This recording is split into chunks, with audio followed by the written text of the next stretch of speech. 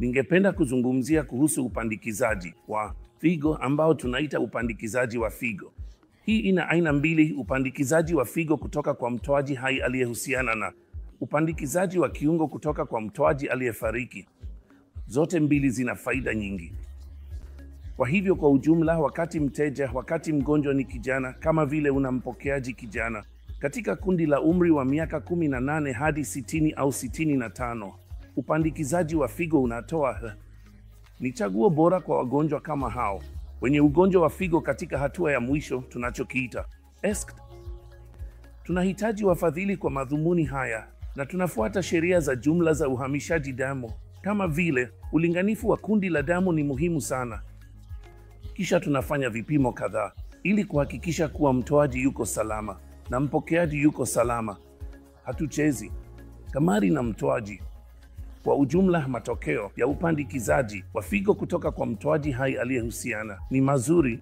Uhai wa kiungo cha mwaka mmoja na uhai wa mgonjwa wa mwaka mmoja ni zaidi ya 95%, na uhai wa kiungo cha miaka 5 na uhai wa mgonjwa wa miaka 5 ni katika 90%. Kwa hivyo ina matokeo mazuri sana inapofanywa kwa njia makini sana, na pia mambo ya mtoaji yana mchango. Lazima tuchague mtoaji kwa uangalifu. Kwa hali bora, wanapaswa kuwa na uhusiano na lazima kuwe na ulinganifu wa kundi la damu. Zaidi ya hayo, kuna mambo kadhaa na yanazidi wigo wa mazungumzo haya. Ni zoezi la umakini mkubwa. Tunapaswa kuwa waangalifu sana katika kuchagua mtoaji. Mtoaji wa kiungo kilicho na ugonjwa ni chaguo zuri sana ambalo limehifadhiwa kwa wagonjwa ambao kwa sababu fulani hawana watoaji walio hai na wanaohusiana. Kwa hivyo hii inafaa, na hapa tena tunaangalia mambo mbalimbali yanayohusiana na mtoaji. Muda wa ischemia ni moja ya mambo muhimu zaidi. Tasnifu yangu ilikuwa juu ya vigezo vya mtoaji wa kiungo kilicho na ugonjwa.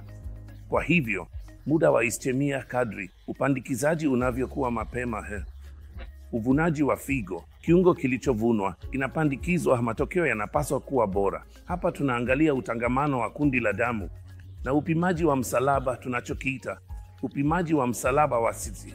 Matokeo ni mazuri kidogo, kwa kweli bora kuliko chaguo la usafishaji damu, lakini yana 90 hadi 95% ya kuishi kwa mwaka mmoja kwa upandikizaji kwa mgonjwa. Kwa hivyo hii pia ni nzuri. Tunafurahi sana kuona kwamba wagonjwa wetu wengi wapokeaji wanafanya vizuri pia kwenye orodha ya viungo vya mtoaji aliyekufa. Kwa hivyo ni njia muhimu